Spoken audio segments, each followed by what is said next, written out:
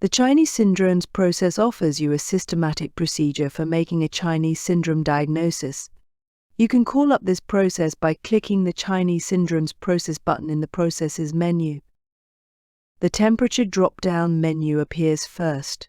When you open it, you can select the patient's temperature sensation. Use the DQS button to open a window with the differential diagnostic questions on temperature perception. In our example, we select hot. The next drop-down menu for the 4 imbalances opens immediately. Here, you can select which imbalance the patient has: excess, deficiency, stagnation, or disturbance. Here too, you can call up the corresponding differential diagnostic questions using the DQS button. For our example, we select deficiency. The next drop-down menu is displayed immediately. The deficiency syndromes. Again, we can call up the window with the corresponding differential diagnostic questions. They make it easier for us to decide on a specific imbalance syndrome. For our example, we select fluid deficiency. The last drop-down menu now appears, in which we decide on an organ. In our example, we assume that the lung is the affected organ. When we select lung, the Add button appears. When we click this button, the app shows us a table with the syndrome added. In our example, it is lung dryness. We select this syndrome by clicking on the circle icon. The syndrome names are also color-coded. Click on the Color Codes button to open the window with the color codes. If you click on the syndrome name, a pop-up window opens with detailed information on this syndrome. A note function is also available here. We can now run the Chinese Syndromes process again. For our example patient, yin deficiency is also a possibility. Therefore, we select yin deficiency from the Deficiency Syndromes drop-down menu.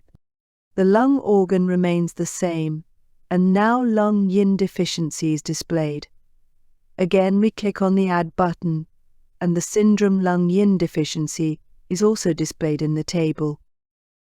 Let us assume that our example patient may also have a kidney yin deficiency. To add this syndrome to our table, we use the direct method of selecting a syndrome in the Add a Syndrome drop-down menu.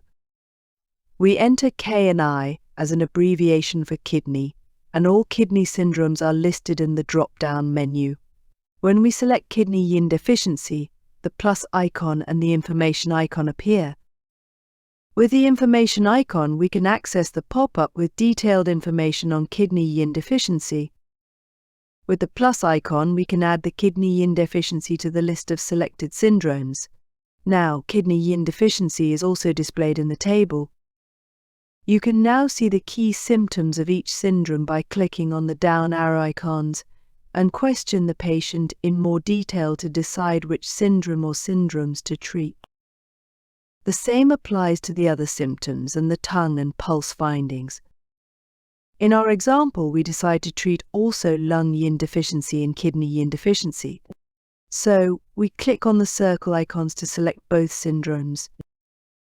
Further down, you can see which single herbs, which herb pairs, which herb trials, and which preset combinations can treat the respective syndrome.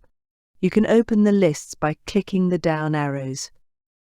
If you want to prescribe a herb, you can mark it with the circle icon. The herbs selected in this way are listed further down in the herb characteristics table.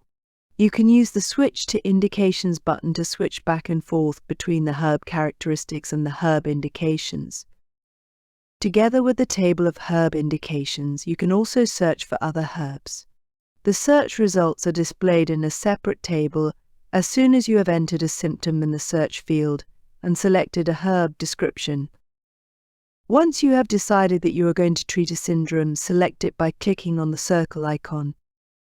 The Show Syndrome Herbs table button will now appear.